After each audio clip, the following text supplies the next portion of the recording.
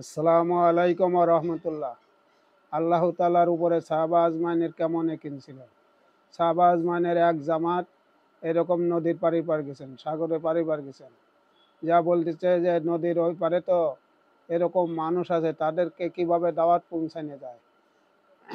এর মধ্যে থেকে একজন সাহাবী উঠে বলতেছেন যে আল্লাহ তাআলা নদীকে রাস্তা বানা দিতে পারেন।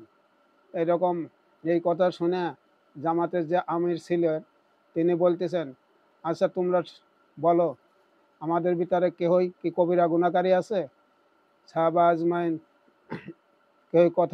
কেউই কথা বললেন না।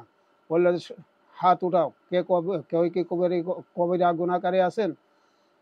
সাহাবা আজমাইন কেউই হাত উঠালেন না।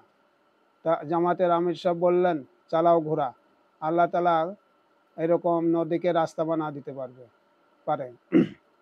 যখন ঘোড়া চালাইছে, এরকম ওই নদী এরকম ৬৪ কিলোমিটার নদী ছিল। এরকম নদী এপার থেকে ওপার পার হয়ে গেছে, ঘোড়ার একটা খুরও বেজে নাই কেউ।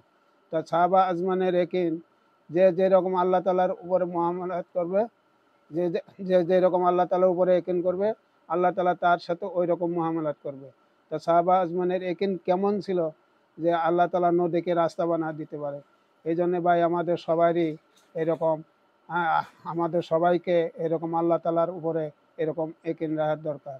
আল্লাহ আমাদের সবাইকে তৌফিক দান করুন। আমিন।